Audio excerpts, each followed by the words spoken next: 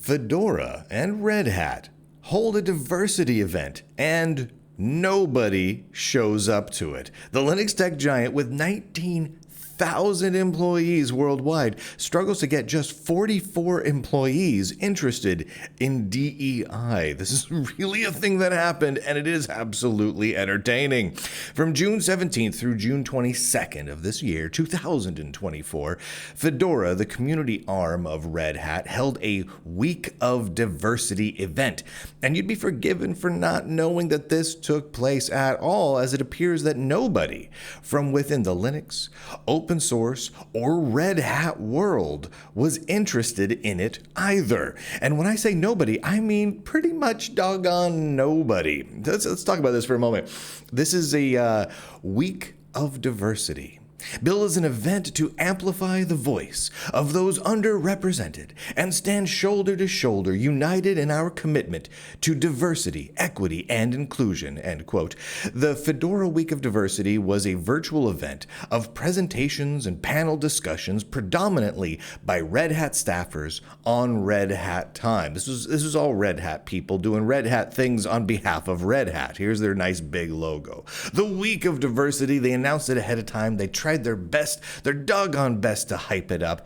And considering the ongoing lawsuits related to Red Hat's well-documented discrimination of their employees, this diversity event seemed kind of important to watch, analyze, and report upon, right? I mean, if they're getting sued by the state, they're getting sued by past employees, all because they discriminate against employees based on racial identity and religion and other factors, we should probably take a good look at their Week of Diversity, right? So with that in mind, I set about watching the roughly 2.5 hours of video, which made up the entire Week of Diversity event. Now, a side note, I did watch all 2.5 hours, and it was excruciating. I'm gonna be honest with you. It's all out there. I linked to it here in the article. You can go watch it all yourself, but it is extraordinarily boring. It is just tedious to the point of making your brain want to ooze out of your ears. It is horrifically dull. Here's a screen grab right there of the opening presentation of FWD24, the Fedora Week of Diversity of 2024. And as I was watching this opening remark, something peculiar caught my eye. Right below the video, the total number of views. Let's zoom in there for a moment. Enhance. Yeah, your eyes do not deceive you, ladies and gentlemen. That is 44 views. Now, the opening video of this Fedora and Red Hat event, with the theme of empowering diversity, had been watched 44 times in total since it had been published roughly a week earlier. And at least one of those views, probably two of them by the time I took the screenshot, were me. And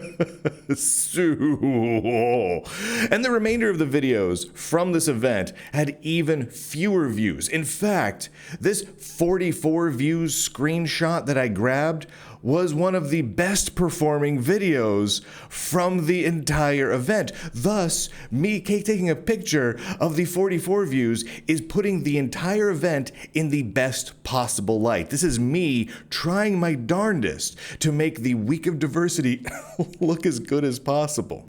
Now, let's put those 44 views in perspective, shall we? Red Hat has 19,000 employees. They pay 19,000 people to look at stuff. Fedora Linux, right? Fedora, the community Linux arm of Red Hat, has an estimated 1.2 million users, according to them, give or take. Now, how many people were interested in a Week of Diversity? Well, at most, about 44. And if we take away all the people that were involved in putting it on, that's probably about the right number. That's everybody. Now, The complete and total lack of interest by anyone within Red Hat or the Linux community can be seen throughout this short live video event. One presentation, this is crazy, entitled, I'm going to read the title of this presentation to you. This is really the title, so bear with me. Integrating DEI values into business strategies and driving values. I kid you not, that is the real title. I'm going to read it again to you because you should have to suffer just as much as I suffered by watching this. Integrating DEI values into business strategies and driving values. Okay, that presentation ended with a Q&A segment, a question and answer segment. Here's a picture of the question and answer segment. Don't those people look happy, engaging with that super engaged audience that has so many questions about integrating DEI values into business strategies and driving values? Well, those two presenters sat rather awkwardly for a very long time waiting for questions that never arrived. Not one person, not one individual watching a live stream found this interesting enough to comment on it or question about it at all. And the entire event goes on like this. There's no views, there's no comments, there's no questions from the live audience that supposedly exists. It is an absolute ghost town of a tech conference. Now what? What can we learn from these 44 views at most? And I think this is actually pretty optimistic and positive. With the ever-increasing attacks on various Linux distributions and open source projects, it is easy to believe that we are surrounded at all times by an army of DEI activists. Yet even within Red Hat, a company seemingly plagued by racist, discriminatory DEI policies, so few of their 19,000 employees are actually supportive of the DEI agenda that they can barely muster 44 views of their premier DEI promoting event. Let that sink in for a minute. Red Hat is a company so utterly, so completely committed to the DEI concept that they are standing firm even when sued by the government. And despite that, they can't get more than a small handful of their employees to express even a vague, passing level of support for diversity, equity, and inclusion. At a time when DEI activists are attacking open source projects and tech organizations left and right, that 44 number provides me with a great deal of optimism for the future of Linux, open source, and the computer industry in general. I mean, really. People are not interested in the DEI stuff. We see so many attacks happening. Different Linux distributions are getting assaulted from the inside and out by a small number of DEI activist sort of people. People are getting kicked out and banned, projects are getting ruined, companies are getting destroyed and sued, whole lives are being destroyed because of this DEI activism garbage. It's racist, it's discriminatory, and it's wrong.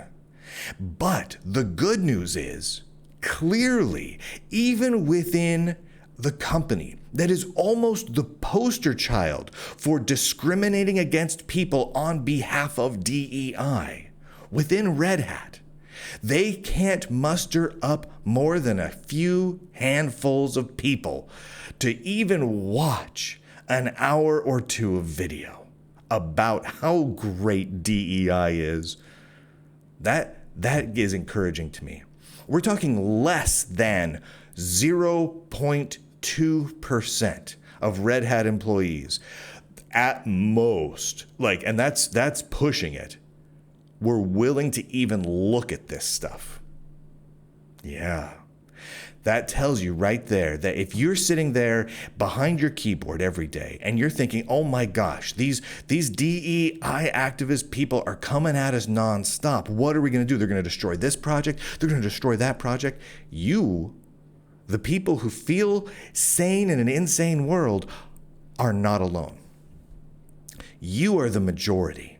Those DEI activists, they are the intense minority. And somehow, they have managed to obtain a ridiculous amount of power within Red Hat, within a wide variety of open source projects and tech companies and tech foundations. But they are the tiny, minuscule minority. And their views, those DEI views, clearly do not represent most people in the tech industry. That is cause for optimism right there. That is real cause for optimism.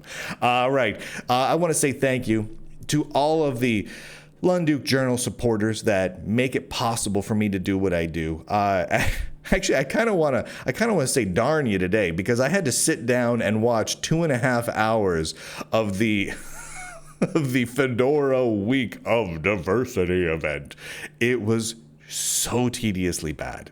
The production quality was bad. The stuff that was talked about was dull and repetitive and not interesting. You'll notice that my article talking about it here, I really don't go into the details on what was presented because it was profoundly uninteresting. The really only interesting part is that nobody wanted to look at it.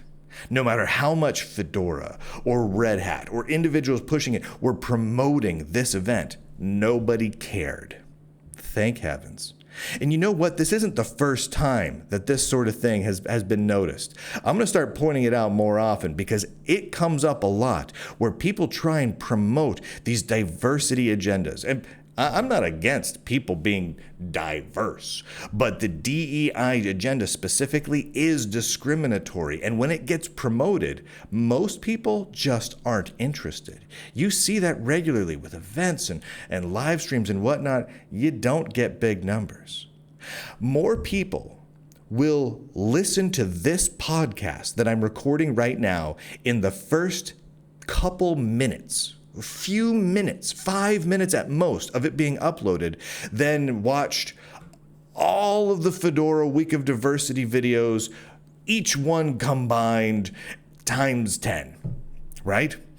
And that doesn't even include how many people read the article and how many people watch it on Locals and how many people watch it on Rumble and how many people watch it on YouTube and how many people watch it on X, right? And I'm just one guy talking about an event that happened over there.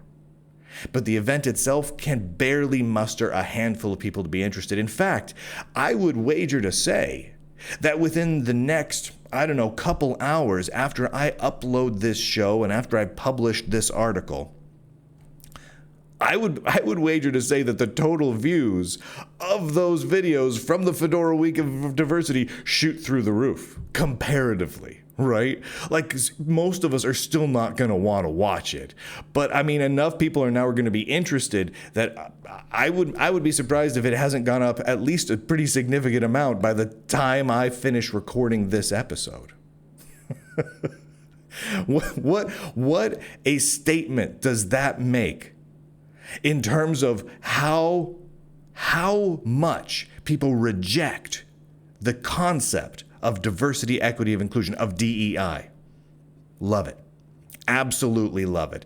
So again, thank you to the Lunduke Journal audience. Thank you to the subscribers. We get to do this without any big tech influence, without any advertisements, without any corporate investments of any kind. And it's all thanks to subscribers and and people who just support the Lunduke Journal, people just like you. Go to lunduke.com. There's a whole lot of links there, and you can click on things. It's fantastic. And with that, ladies and gentlemen, boys and girls, nerds and nerdettes across the inner tubes, I do declare, end broadcast.